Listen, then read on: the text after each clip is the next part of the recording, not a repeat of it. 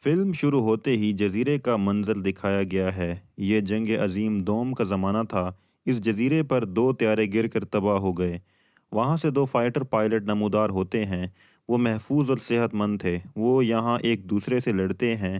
اس دوران وہ ایک جنگل میں چلے گئے۔ ان میں سے ایک دوسرے کو مارنے جا رہا ہے۔ کانگ نامی ایک پر اسرار دیو ہیکل مخلوق منظر عام پر آتی ہے۔ وہ اسے دیکھ کر بہت ڈرے ہوئے ہیں اور مقام بدل دیا جاتا ہے اور ماضی کا وقت کئی سال پہلے سے دکھایا گیا ہے۔ یہاں جیو فزیسسٹ ٹیم نمودار ہوتی ہے جو اپنے ساتھی کے ساتھ ایک کردار بل پر مشتمل تھی۔ بل نے بڑی تحقیق کے بعد ایک جزیرہ تلاش کیا تھا۔ وہاں جانے کے لیے کچھ فنڈز درکار تھے۔ اس مقصد کے لیے وہ سیاستدان کے گھر گئے تھے۔ وہ اس جزیرے کی بات کر رہے تھے جو فلم کے شروع میں دکھایا گیا ہے۔ ان کے مطابق یہ جزیرہ قدیم ہے جہاں پر مختلف قدیم مخلوقات آباد ہیں، لیکن دنیا کو ان کے بارے میں ابھی تک کوئی علم نہیں ہے۔ کیوں نہیں؟ ہمیں انہیں تلاش کرنا چاہیے۔ سیاستدان اس تحقیق میں دلچسپی نہیں لیتے اور وہ اسے فنڈز مختص کرنے سے انکار کرتا ہے، لیکن بل اس سے یہ کہتے ہوئے التجا کرتا ہے کہ روس سمیت پوری دنیا اس جزیرے کو دریافت کرنا چاہتی ہے۔ ان کی حرکت کرنے سے پہلے ہمیں وہاں منتقل ہونا چاہیے۔ یہ جانتے ہوئے سیاستدان وہاں جانے کی اجازت دیتا ہے اور فنڈز مختص کرتا ہے۔ وہ تلاش کے لیے اکیلا نہیں جا سکتا تھا، اس لیے وہ ایک ٹیم بناتا ہے اور بطور انچارج ذمہ داری سنبھالتا ہے، اور وہ ایک میجر سمیت آرمی یونٹ کی ڈیوٹیاں بھی لیتا ہے۔ اس نے جیمز نامی کیپٹن کو بھی بھرتی کیا تھا۔ مناظر کی عکس بندی کے لیے میسن نامی ایک لڑکی فوٹوگرافر بھی تھی۔ پھر ان کے درمیان ایک میٹنگ ہوتی ہے جس میں راستہ کھو جانے کی صورت میں ملنے کا مقام طے کیا جاتا ہے۔ اگلے دن وہ سمندر میں چلے جاتے ہیں کیونکہ انہیں وہاں سے ہیلی کاپٹر لینا تھا۔ اگلے دن سمندر میں پہنچ کر انہیں پتہ چلتا ہے کہ جس راستے سے انہیں ہیلی کاپٹر میں جزیرے تک جانا ہے وہ ابھی خطرے سے باہر نہیں ہے، کیونکہ بدترین طوفان وہاں پھوٹ پڑا تھا۔ اس کو نظر انداز کرتے ہوئے بل اپنے آرمی یونٹ کو 6 یا 7 ہیلی کاپٹروں میں ایڈجسٹ کرتے ہوئے ایک پرواز لیتا ہے۔ اس طرح اڑتے ہوئے طوفان بدتر ہونا شروع ہو جاتا ہے۔ ان کے ہیلی کاپٹروں کی حفاظت کے لیے امید کی کوئی کرن نہیں تھی۔ بہرحال وہ وہاں سے نکل آتے ہیں۔ آخر کار وہ اس جزیرے پر پہنچ گئے۔ ماہر ارضیات میں سے ایک کا کہنا ہے کہ یہ بہت ممکن ہے کہ ایسے دیو ہیکل مخلوق زیر زمین رہ رہی ہو، تو وہ زیر زمین پھٹ جاتے ہیں۔ اس کے برعکس جزیرہ پر ہنگامہ برپا ہے۔ بہت سے جانور دوڑنے لگتے ہیں اور اشیاء ہیلی کاپٹروں سے ٹکرانے لگتی ہیں۔ اس کے بعد کانگ نام کا ایک جائنٹ ایپ ظاہر ہوتا ہے۔ وہ غصے میں آ کر ان پر حملہ کرتا ہے۔ میجر اپنے سپاہیوں کو حکم دیتا ہے کہ وہ فائرنگ کرتے ہوئے اسے نشانہ بنائیں۔ یہ مشتعل ہوتا ہے جب وہ اس پر اپنی بندوقیں چلاتے ہیں۔ وہ ان کے ہیلی کاپٹروں پر حملہ کرنے لگتا ہے، جس کی وجہ سے کئی فوجی مارے گئے ہیں۔ اب وہ دو ٹیمیں بناتے ہیں۔ ایک ٹیم میں بل اور فوج کے سپاہی شامل تھے، جبکہ دوسری ٹیم میں میسن، بل اور باقی بچ جانے والے شامل تھے۔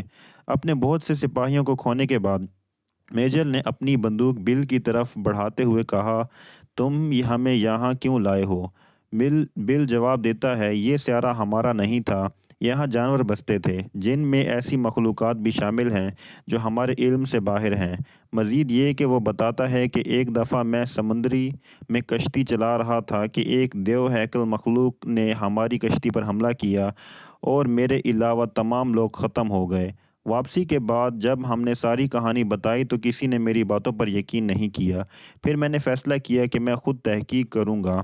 میں 30 سال کی تحقیق کے بعد یہاں آیا ہوں، اس لیے میں دنیا کے سامنے ظاہر کر دوں کہ ایسی مخلوق موجود ہے۔ وہ کہتا ہے یہ مخلوق جلد ہی انسانوں کو اپنی گرفت میں لے گی، لہٰذا ہمیں ڈھونڈتے وقت ان کو پکڑ کر رکھنا چاہیے۔ اب ان کا ایک سپاہی لاپتہ تھا، اس لیے اس کی تلاش میں جنگل کی طرف بڑی بڑی حرکتیں کی گئیں۔ چلتے ہوئے ایک فوجی کے منہ میں بانس ڈالا جاتا ہے اور وہ بے دردی سے مر گیا ہے۔ اپنی آنکھیں اوپر کی طرف ڈالتے ہوئے ایک مکڑی نے بانس میں اپنا جالا بنا رکھا ہے۔ وہ شیطانی مکڑی تھی۔ یہ باقی فوجیوں پر حملہ کرنے لگتا ہے، پھر میجر اسے گولی مار دیتا ہے۔ یہ جنگل پر اسرار مخلوق سے بھرا ہوا تھا۔ دوسری طرف ایک لاپتہ فوجی دکھایا گیا ہے۔ ایک ندی کے قریب کھڑے ہو کر وہ دیو ہیکل بندر کانگ کو دیکھتا ہے۔ اس نے دیکھا کہ ایک آکٹوپس نے پانی سے کانگ پر حملہ کیا ہے۔ اس کے برعکس کانگ نے اس آکٹوپس کو مارنے کے بعد اسے کھانا شروع کر دیا ہے۔ وہ سپاہی جو وہاں اسے دیکھ کر خوف زدہ ہو جاتے ہیں۔ پھر جیمز کی ٹیم کو ایک جگہ حرکت کرتے ہوئے دکھایا گیا ہے۔ ان کا سامنا ایک دیو ہیکل مخلوق کی بھینس سے ہوتا ہے۔ وہ اپنی ایڑیوں کو تھوڑی دیر کے لیے ٹھنڈا کرتے ہیں چاہے یہ ان پر حملہ کرے، لیکن وہ بھینس خاموشی سے وہاں سے چلی جاتی ہے۔ اب وہ آگے بڑھتے ہیں۔ پھر ان کا سامنا کچھ جنگلی باشندوں سے ہوتا ہے۔ ان میں ایک آدمی بھی تھا جو انگریزی بول سکتا تھا۔ دراصل وہ دونوں کے درمیان وہی لاپتہ سپاہی تھا جو فلم میں کئی سال پہلے دکھایا گیا تھا۔ وہ ایک قبائلی برادری کی طرف ان کی رہنمائی کرتا ہے اور بتاتا ہے، ہم دونوں فوجی یہاں کئی سال پہلے پکڑے گئے تھے اور ہم اس وقت سے یہاں رہ رہے ہیں۔ کچھ سال پہلے دوسرے فوجی کو ایک مخلوق اسکل کرالر نے مار ڈالا تھا۔ یہ پراسرار مخلوق زیر زمین رہتی ہے۔ یہ کانگ کا بدترین دشمن ہے۔ وہ بتاتا ہے وہ کافی عرصے سے زیر زمین رہ رہے ہیں۔ وہ اس بم کے پھٹنے سے منظر عام پر آئے ہوئے ہیں جو تم نے پھٹایا تھا۔ وہ بتاتا ہے کانگ دراصل ہماری حفاظت کرتا ہے۔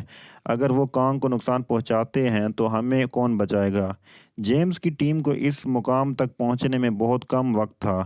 وہ بوڑھا سپاہی مشورہ دیتا ہے کہ پیدل جانا بیکار ہے، میں ایک کشتی آپ کے حوالے کرتا ہوں۔ پھر وہ اسے ٹھیک کرنا شروع کر دیتے ہیں۔ میسن نے مشاہدہ کیا ایک بھینس گرے ہیلی کاپٹر سے بوچھل ہے۔ وہ اسے ہٹاتے ہوئے اس کی مدد کرنے کی کوشش کرتی ہے لیکن کوئی فائدہ نہیں ہوتا۔ پھر کانگ نمودار ہوتا ہے جو بھینس کی جان بچاتا ہے، ہیلی کاپٹر کو آسانی سے اٹھاتا ہے۔ میسن خوف زدہ ہے کانگ کا سامنا کر رہا ہے۔ پھر وہ سوچتی ہے کہ وہ جو جانوروں کے لیے نرم گوشہ رکھتا ہے اس کے ساتھ کیسا ظلم ہو سکتا ہے۔ دوسری طرف ایک لاپتہ فوجی دکھایا گیا ہے۔ وہ ایک جگہ بیٹھا ہے۔ بعد میں اسے محسوس ہوتا ہے کہ یہ درخت نہیں بلکہ مخلوق ہے۔ وہ اپنی بندوق چلانا شروع کر دیتا ہے۔ جیسے ہی وہ مخلوق کھڑا ہوتا ہے لیکن اس سے پتہ چلتا ہے کہ مخلوق کسی چیز کی وجہ سے بھاگنا شروع کر دیتی ہے۔ یہ اسکل کرالر تھا، کوئی اور نہیں جس سے وہ ڈر کر بھاگ رہا تھا۔ وہ اسکل کرالر کو خود کو آگے بڑھاتے ہوئے اس سپاہی کو مار ڈالتا ہے۔ اب آرمی یونٹ جانے کے لیے تیار تھا اور جیمز کی کشتی بھی بن چکی تھی۔ وہ قبیلے کو الوداع کہہ کر چلے جاتے ہیں۔ سب یہ سوچ کر پرجوش تھے کہ وہ جزیرہ چھوڑ رہے ہیں۔ اسی دوران عجیب گوشت خور پرندے نمودار ہوتے ہیں اور ایک آدمی کو اٹھا کر اپنے درمیان لے جاتے ہیں۔ جیمز پر اپنی بندوق چلاتا ہے۔ پہلی نظر میں وہ پرندے اس آدمی کو پھاڑ دیتے ہیں۔ وہ اسے نہیں بچا سکتے۔ پھر وہ دوبارہ کشتی پر سوار ہو گئے۔ پھر یہ دکھایا گیا ہے کہ میجر کی ٹیم اور جیمز کی ٹیم ایک جگہ پر آمنے سامنے ہیں۔ وہ کہتا ہے کہ ہمیں مغرب کی سمت جانا پڑے گا، لیکن بوڑھا سپاہی ان سے کہتا ہے وہاں جانا محفوظ نہیں، یہ ہمیں ختم کر دے گا۔ لیکن میجر جیمز کو سب کی تجویز کو نظر انداز کرتے ہوئے اپنے ساتھ آنے کا حکم دیتا ہے۔ اب وہ ایک ایسی جگہ پر چلے گئے ہیں جہاں بہت سے کنکال اور ہڈیاں بگڑنے کے بعد فوسل ایندھن میں تبدیل ہو گئی تھیں۔ ایک آدمی سگریٹ پیتے ہوئے گلتا ہے جس کے نتیجے میں ایک زبردست دھماکے کے ساتھ شعلوں کی لپیٹ میں ہے اور اسکل کرالرز بیدار ہو جاتے ہیں۔ اب یہ مخلوق انہیں گولی مارتے ہوئے جوڑ رہی تھی۔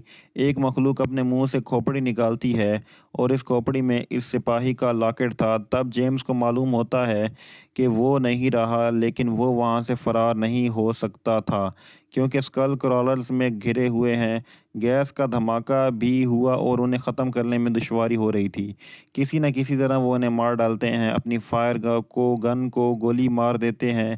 اب جیمز میجر کو لاکٹ دکھاتے ہوئے کہتا ہے کہ تمہارا سپاہی زندہ نہیں ہے، لیکن میجر اپنا غصہ کھو دیتا ہے اور کہتا ہے میں اب کانگ کو زندہ نہیں چھوڑوں گا۔ سب اس پر ظاہر کرتے ہیں کانگ بے قصور ہے، یہاں تک کہ وہ صرف حفاظت کر رہا ہے۔ اگر ہم کانگ کو نقصان پہنچاتے ہیں تو اسکل کرالرز ہمیں مار ڈالیں گے۔ ضدی ہونے کی وجہ سے میجر ان کے مشورے کو رد کرتا ہے۔ جیمز اس سے کہتا ہے اب آپ اس جگہ جا سکتے ہیں جب تک کہ میں اپنی ٹیم کے ساتھ کشتی کے قریب جا کر آپ کا انتظار کروں گا۔ وہ دوبارہ ٹیموں میں الگ ہو گئے۔ اب دکھایا گیا ہے کہ جیمز اور میسن رات کو پہاڑ کی چوٹی پر بیٹھے ہیں۔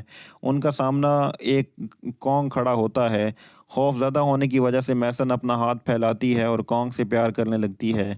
اس سے انہیں کوئی نقصان نہیں ہوتا۔ میسن یہ سوچ کر خوشگوار محسوس کرتی ہے کہ یہ واقعی ساتھی مخلوق ہے۔ دوسری طرف دیکھا جا رہا ہے کہ میجر ان کے سپاہیوں نے ندی کے کنارے بہت سے بم رکھے ہیں۔ دھماکے خیز مواد پھٹتے ہی کانگ وہاں پہنچ جاتا ہے۔ یہ ان فوجیوں پر حملہ کرنے لگتا ہے کیونکہ وہ اس جگہ کو نقصان پہنچا رہے تھے۔ بھڑکتی ہوئی آگ کا سامنا کرتے ہوئے یہ آگ سے جلنے کی وجہ سے اپنے حواس کھو بیٹھتا ہے۔ یہاں میجر اپنے سپاہیوں کو مزید بم پھٹنے کا حکم دیتا ہے لیکن جیمز نے اس سے وہاں آنے کی وضاحت کی، کانگ کی وجہ سے ہم سب محفوظ ہیں۔ میں آپ کو کیسے سمجھاؤں کہ کانگ ہمارا مخالف نہیں ہے، لیکن میجر نے یہ کہتے ہوئے اختلاف کیا کہ یہ زمینی سیارہ ہمارا ہے، اس لیے ہم اس مخلوق سے برتر ہوں گے۔ لیکن جیمز کی بات سن کر وہ اپنی بندوقیں نیچے رکھنے جا رہے ہیں۔ پھر وہاں ایک بڑا اسکل کرالر نمودار ہوا۔ یہ ان پر حملہ کرنے لگتا ہے لیکن کانگ اس وقت جاگتا ہے۔ پھر بڑے بڑے حکم بموں کو اڑانے کے، لیکن کانگ اس سے کچلتے ہوئے اسکل کرالر کی طرف چلا جاتا ہے۔ ان کے درمیان زبردست لڑائی ہوتی ہے جبکہ باقی کشتی میں چلے جاتے ہیں۔ یہ لڑائی صبح تک جاری رہتی ہے۔ اس کے برعکس فوجی اپنی بندوقیں اسکل کرالر پر چلا رہے تھے اور کانگ کو چھوڑ کر اس کی طرف بڑھنے لگتے ہیں۔ اب کانگ پانی میں گر کر سلاخوں میں پھنس جا چکا تھا۔ اپنی جان کا نذرانہ پیش کرتے ہوئے فوجیوں میں سے ایک اپنے جسم کے ساتھ بم رکھ دیتا ہے۔ وہ اسکل کرالر کے سامنے کھڑا یہ سوچ رہا کہ یہ اسے کھا سکتا ہے اور بم کے اس کے پیٹ میں پھٹ سکتا ہے اور یہ مر سکتا ہے، لیکن وہ مخلوق بھی اتنی تیز عقل تھی، یہ اسے زبردستی دھکیلتا ہے اور وہ پہاڑ کی چٹان سے ٹکراتا ہے، جس کے نتیجے میں دھماکہ ہوتا ہے۔ اب یہ انہیں مارنے کے لیے دوسروں کی طرف بڑھتا ہے۔ فوری طور پر کانگ اسے جاگتے وقت گھسیٹتا ہے۔ پہاڑ پر چڑھتے ہوئے میسن نے ہیلی کاپٹر کو اشارہ کرنے کے لیے اپنی بندوق فائر کی کیونکہ وہ یہاں ہیں، لیکن وہ ایک ندی میں گر جاتی ہے۔ اب کانگ دکھایا گیا ہے جو پوری طاقت اور توانائی کے ساتھ اس مخلوق سے لڑ رہا تھا۔ آخرکار یہ اس مخلوق کو ہمیشہ کے لیے مارتا ہے اور اس کی زبان کھینچتا ہے۔ میسن کو ندی سے باہر لانا، یہ اسے انسانوں پر چھوڑ دیتا ہے۔ اب وہ جڑے ہوئے تھے تو اپنے ملک واپس آ گئے، اکٹھے ہو گئے اور کمپنی میسن اور جیمز کی خدمات حاصل کرتی ہے جس کا مقصد نئی مخلوق کو اپنے کنٹرول میں رکھنا تھا۔ اور وہ بوڑھا سپاہی جو اس جزیرے سے لاپتہ تھا، 30 سال پہلے وہاں آ کر واپس آیا تھا اور وہ اپنے بیٹے اور بیوی سے ملا، وہ جاندار ہے۔ اور اب فلم بھی اسی کے ساتھ مکمل ہو جاتی ہے۔